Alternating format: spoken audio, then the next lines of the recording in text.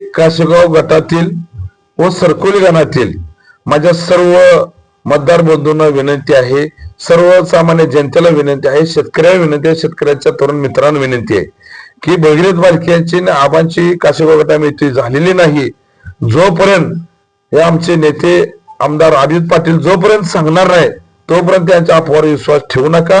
खरं तर यांचं राजकारण लबाड बोलून अफवा पसरून हे झालेलं आहे, याचा जन्म त्या राजकारणात झालेला आहे। तरी माझ्या सर्व मतदारांना विनंती आहे ही कुठल्याही अफवाला तुम्ही बळी पडू नका। अहो आज निवडणूक 2-3 दिवसावर आली आहे तरी यांच्या अफवा चालू आहेत। आणि किती लबाड बोलून तुम्ही सत्ता भोगणार आहे?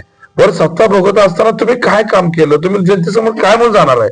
तुम्ही मागच्या वेळेस काशेगाव गटामध्ये तुमचा पराभव झालेला आहे, तुमच्या व्यंकट बालकेला फुलचंद गटामध्ये जिल्हा परिषद सदस्य केलं। अहो तुम्ही मतं मागा गेला पुन्हा फिरवला त्यामध्ये।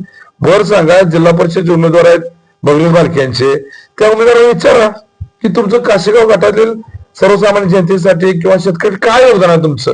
आम्ही सांगतो आम्ही काय काम केलं, या ना समोर कामारूपातून या पुढं। अहो राजकारणामध्ये यायचं, लबाड बोलायचं, सत्ता भोगायची, सत्तेतून पैशातून सत्ता, अरे बंद करा ना तुम्ही। किती वर्ष तुम्ही घरांशाही चालवणार आहे? अरे तुमच्या घरामध्ये जो आमदारकीची उमेदवारी, तुमच्या घरामध्येच कारखान्याचं संचालक, तुमच्या घरामध्ये नगराध्यक्ष, अरे तुमचं पाला उचलून छत्री उचलून तुमचं गुणगाव घेऊन तुमचे झेंडे घेऊन अनेक कार्यकर्ते 40 वय झालं तरी तुमच्या घरामध्ये, अरे तुमच्यापेक्षा सडेतोड बोलणारे, तुमच्याविषयी हुशार अनेक कार्यकर्ते तुमच्या बरोबर आहेत, परंतु तुम्ही त्यांना कार्य कधी न्याय देऊ शकणार नाही।